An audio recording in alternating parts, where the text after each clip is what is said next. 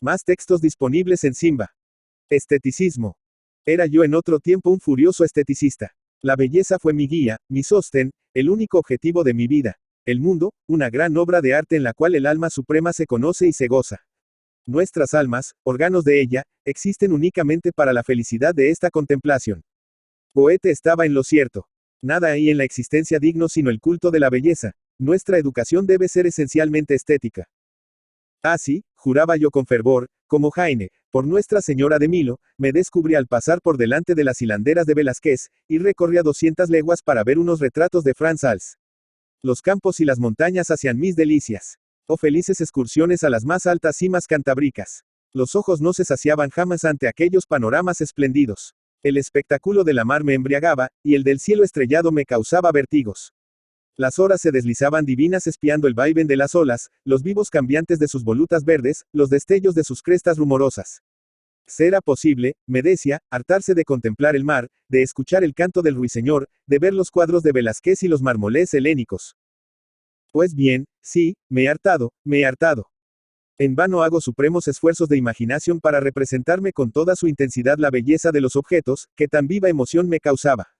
Esta emoción no viene. Me coloco frente al mar, y me distraigo mirando el quitasol rojo de una inglesa que recorre descalza la playa. Voy al Museo del Prado, y más que las Madonas de Rafael me interesan las niñas flacas que las están copiando. Me siento a la orilla del arroyo, bajo los castaños frondosos, y me sorprendo al cabo de unos instantes limpiándome cuidadosamente el polvo de los pantalones. Hace pocos días sentí náuseas escuchando un nocturno de Chopin que en tiempos lejanos me produce espasmos de placer.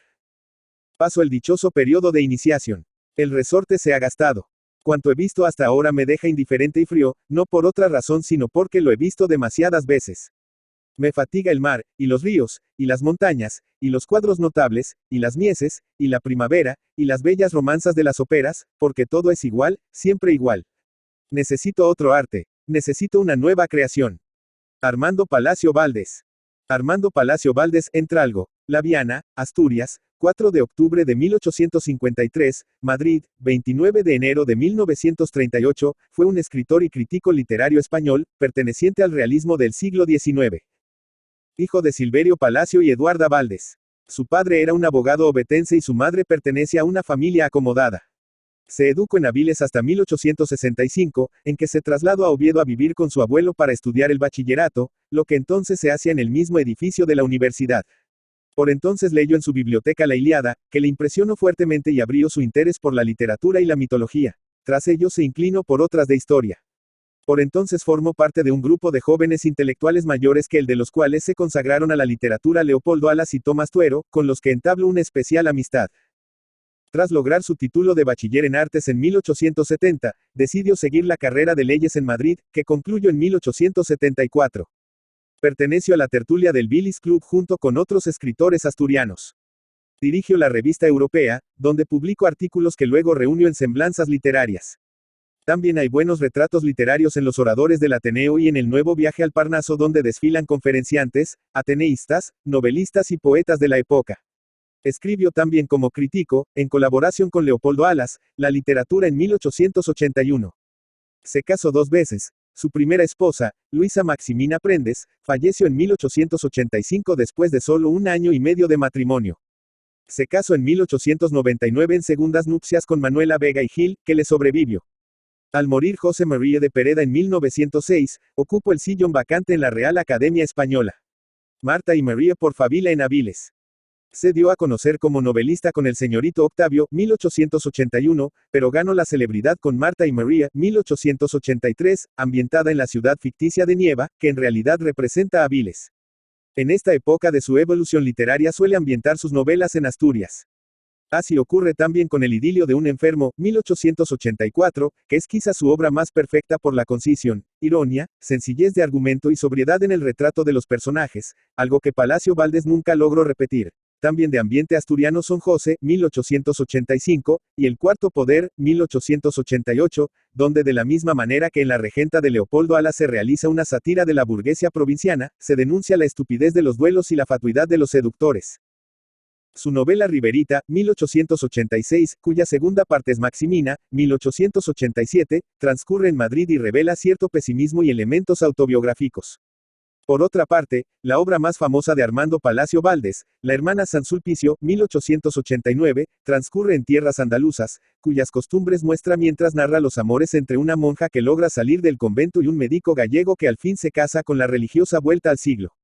La espuma, 1891, es una novela que intenta describir la alta sociedad madrileña.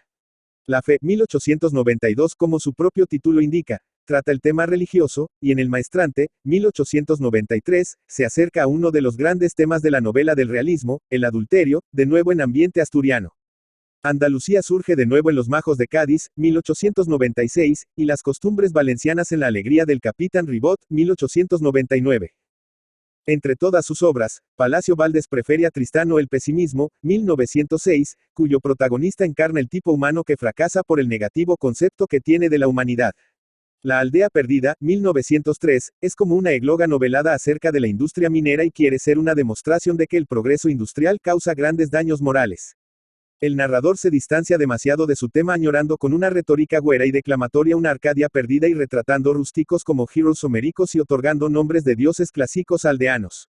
Es una manera sumamente superficial de tratar la industrialización de Asturias. A Palacio Valdés se le daba mejor la descripción de la ciudad que de la vida rural. Los papeles del Dr. Angelico, 1911, es una recopilación de cuentos, pensamientos filosóficos y relatos inconexos, aunque muy interesantes. En Años de Juventud del Dr. Angelico, 1918, cuenta la dispersa historia de un médico, casas de huéspedes, amores con la mujer de un general, etc. Es autobiográfica la novela de un novelista, 1921, pero además se trata de una de sus obras maestras, con episodios donde hace gala de una gran ironía y un formidable sentido del humor. Otras novelas suyas son La hija de Natalia, 1924, Santa Rogelia, 1926, Los Cármenes de Granada, 1927, y Sinfonía Pastoral, 1931. Hizo 2 colecciones más de cuentos en El pájaro en la nieve y otros cuentos, 1925, y Cuentos escogidos, 1923. Recogió algunos artículos de prensa breves en Aguas Fuertes, 1884. Sobre la política femenina escribió el ensayo histórico El gobierno de las mujeres, 1931, y sobre la Primera Guerra Mundial en La guerra injusta, donde se declara aliadófilo y se muestra muy cercano a la generación del 98 en su ataque contra el atraso y la injusticia social de la España de principios del siglo XX. En 1929 publicó su testamento literario, en el que expone numerosos puntos de vista sobre filosofía, estética, sociedad, etc., con recuerdos y anécdotas de la vida literaria en la época que conoció. Durante la Guerra Civil lo encontramos en Madrid pasando frío, hambre, enfermo. Los hermanos Álvarez Quintero lo atendían con los escasos víveres que podían reunir. Palacio Valdés, el amable, el otrora célebre y celebrado, vanidosillo y fecundo escritor, moría en el olvido, sin ayuda, el año 1938. Póstumo es el álbum de un viejo, 1940, que es la segunda parte de la novela de un novelista y que lleva un prólogo del autor a una colección de 50 artículos. Sus obras completas fueron editadas por Aguilar en Madrid en 1935, su epistolario con Clarín en 1941.